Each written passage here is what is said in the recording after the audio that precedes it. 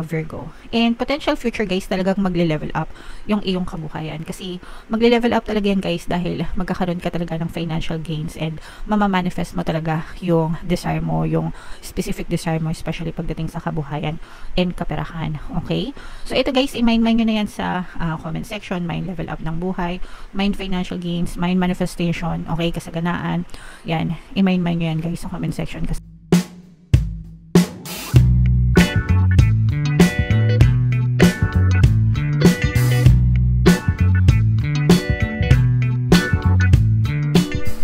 hello guys, hello Virgo, story mo ba to? Ito isang timeless reading guys para sa Virgo, Sun, Moon, Rising, Sign, and Venus.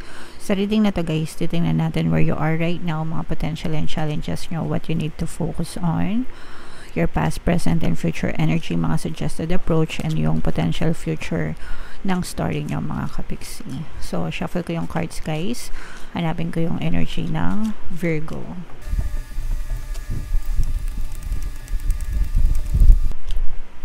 Eto guys, so Virgo, kayo ay represent ng King of Pentacles sa ating spread. If in case naka-resonate kayo guys, if in case story nito, comment down below mga kapiksi. So where you are right now mga kapiksi, you're looking for opportunities guys para lalo pang mag-expand yung inyong kabuhayan, yung inyong kaperahan actually, no? So, yung iba sa inyo, parang nag-e-explore kayo ng mga bagong bagay. Kumbaga, nagtatry ng mga bagong bagay na pwedeng mag-contribute sa inyong financial growth. Kasi yung iba sa inyo, meron naman kayo mga sources of income, mga kapiksi. Ibig sabihin, kumikita naman kayo. Let's say, for example, yung iba sa inyo may trabaho o kaya may negosyo. Pero, parang nararamdaman nyo na mabagal yung usad, no? Mabagal yung usad, mabagal yung pag-andar, kumbaga parang pwedeng yes, nakakaraos kayo pero hindi umuusad yung buhay nyo, hindi umaasenso, hindi umuunlad, parang ganon. So parang feeling nyo stuck kayo and nandun kayo sa stage ngayon na naghahanap kayo ng ibang ways or pamamaraan para lalo pang madagdagan yung inyong pagkakakitaan. Yung potential and challenges, this is more on potential mga kapiksi kasi mamamanifest nyo din itong hinahanap nyo pagdating sa kaperahan kasi nakafocus yung attention nyo dyan and palagi ko nga sinasabi sa inyo guys, when it comes to manifestation, the more you focus on a certain thing, the more na mas mabilis siyang the more na mas makita kayo ng evidence na ganun yung nangyayari sa buhay nyo. So, dahil nakafocus kayo sa pagkakakitaan, the more na nakakakita talaga kayo ng evidence na, uy, marami palang pwedeng pagkakakitaan, uy, marami palang paraan para kumita ako ng pera. So, namamanifest nyo siya, mga kapiksi. Okay? And what you need to focus on guys, you have to focus on peace, calmness, okay?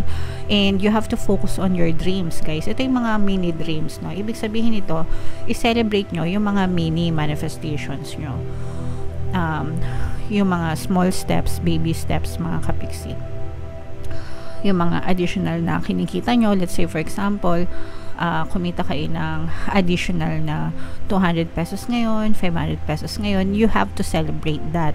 Hindi ibig sabihin celebrate gastusin, no? But ibig sabihin nun, ipagpasalamat nyo, uy, meron akong extra 200 today, uy, meron akong extra 500 today, thank you, thank you, thank you. So yun yung ibig sabihin. And the more na you celebrate your small manifestations, mapapansin nyo na eventually nagko-contribute siya sa inyong big manifestations in the future mga kapiksi. Okay? Now, in your recent past guys, pwedeng nagkaroon kayo ng conflict, no? Itong conflict na to, this is more on conflict sa sarili nyo. Parang you were lost, nalito kayo, hindi nyo alam kung anong gagawin nyo, mga ganon. So, nagkaroon kayo ng confusion in the past. And it's probably the reason kung bakit medyo na-stuck or feeling nyo na-stuck kayo sa buhay nyo ngayon mga kapiksi. And yung greatest strength nyo guys, ang dami nyo ng pinagdaanan sa buhay, ang dami nyo ng paghihirap, mga challenges, pagsubok, no, to the point na parang yung iba sa inyo na knockout na, parang feeling nyo you've been through worst and wala na kayong hindi kakayanin na hirap kasi sanay na 'di ba? Ganun talaga guys, yung mga sanay sa hirap, hindi yan takot sa buhay kasi wala na silang worst na pwede pang maranasan. So kaya yung mga mahihirap talagang super grabe yung pagsisikap niyan, mga kapiksi. And para sa inyo, yun yung greatest strength nyo kasi dahil dun sa mga paghihirap na yun, tumibay din yung loob nyo, lumakas din yung loob nyo, mga kapiksi. Wow! In the near future guys, ito near future, ito magkakaroon kayo ng mga financial gains.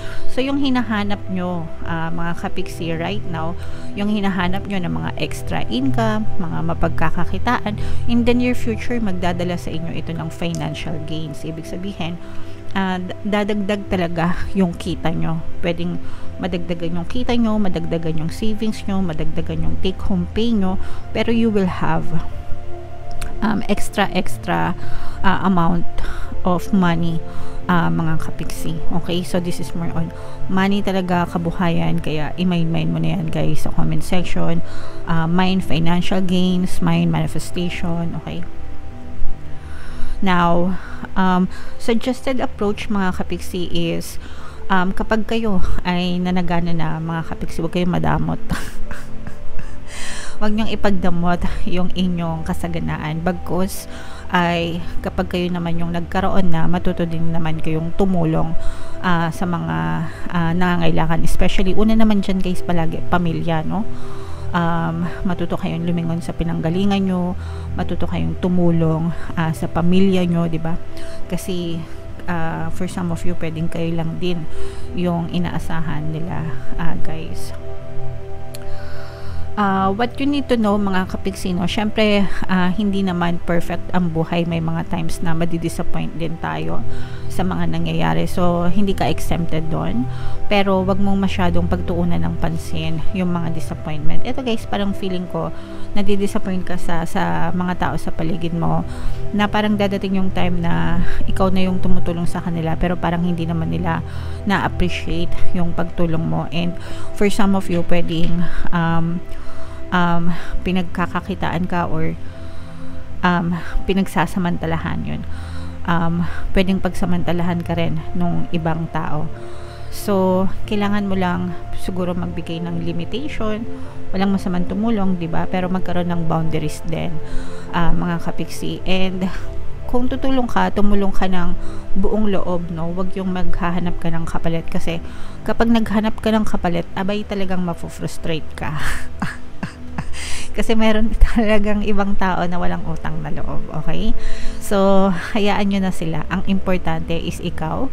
Ang importante is maganda yung nagawa mo. Ang importante is nakatulong ka, okay? Kasi ikaw din naman yung makikinabang doon in the future dahil sa good karma mo. Hopes and fears, this is hopes, mga kapiksi. Ito'y bagong simula, no?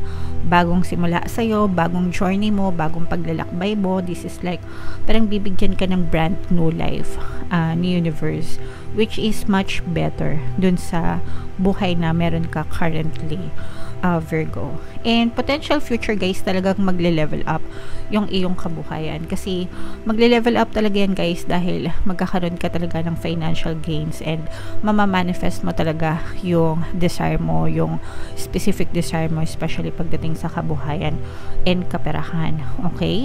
So ito guys, i-mind nyo na yan sa comment section. Mind level up ng buhay, mind financial gains, mind manifestation, okay, kasaganaan, yan, i-mind nyo yan guys sa comment section, kasi para sa inyo talaga yan, mga kapiksi. So tingnan natin yung additional na message for you guys.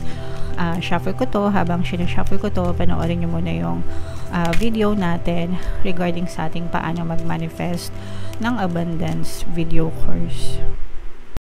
Kapiksi, sawa ka na ba sa mga struggles at hirap sa buhay mo? Masipag ka ba at masikap sa buhay ngunit hindi ka pa rin umaasenso? Ilang beses ka na bang nag-attempt magnegosyo at mag-invest pero palagi ka pa rin nalulugi? Sa pagkakataon na ito ay maaaring may subconscious beliefs ka na nagiging balakid sa iyong pag-unlad at pagyaman. Introducing, paano mag-manifest ng abundance video course. Dito ay matututunan mong ma-overcome ang mga balakid mo para tuluyan ka ng umunlad, umasenso, sumagana, maging matagumpay, successful at maswerte sa iyong kabuhayan, pera, trabaho, negosyo, salapi at kaperahan ng bonggang-bongga. Dali, mag-send na ng email sa pinoypixitaro@gmail.com at simulan na ang iyong pagyaman ngayon. Alright, so sa lahat ng gusto mag-avail ng course guys, meron tayong 500 pesos na discount until September 30. Kaya i-avail nyo na yan guys, sobrang ganda. And meron din tayong bagong course guys, paano mawala ang third party at magkaroon ng harmonious na relationship para mawala yung mga kabit ng mga jowa nyo guys. 20% discount naman yan until September 30, kaya i-avail nyo na, sobrang ganda.